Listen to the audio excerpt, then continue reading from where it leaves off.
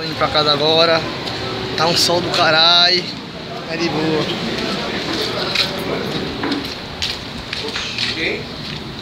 Estou indo pra casa porque chegando em casa agora, vou dormir um pouquinho, que mais tarde vai ter mais vídeo pra vocês. Aí eu vou descansar pra relaxar e de boa. Tá ligado? E vamos lá. Já tô chegando em casa já, tá ligado? Tá uma lua da porra aqui, mas tá de boa. Mas de boa. Agora tá. Já tô chegando em casa já, de boa aqui. Vou pra lá, deitar um pouquinho, pra mais tarde gravar um vídeo pra vocês. Vocês vão gostar. E é isso.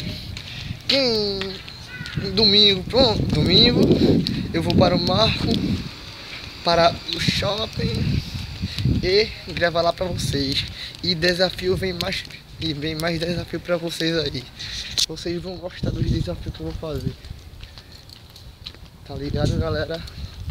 Agora sim, vê que lua da porra, galera. Tá um sol do caralho.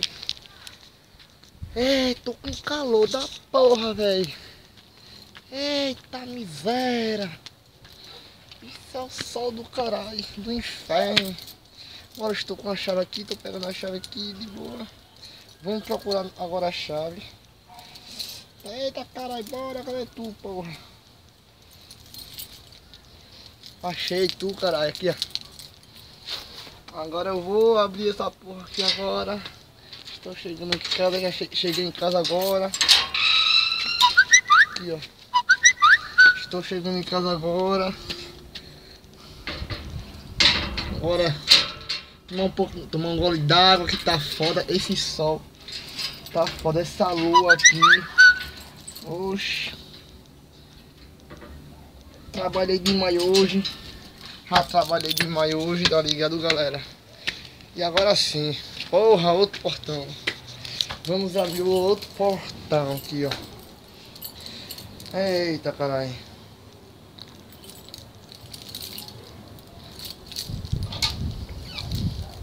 Vê que lua do caralho, galera. Tá miséria. Estou entrando de casa agora. Eita porra.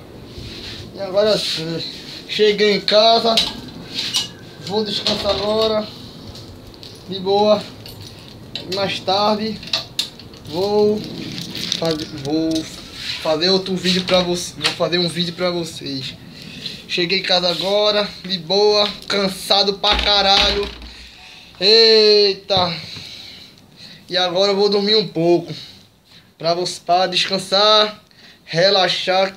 Que mais tarde tá aí, viu? Mais tarde, de noite, vou gravar um vídeo pra vocês. Vocês vão gostar.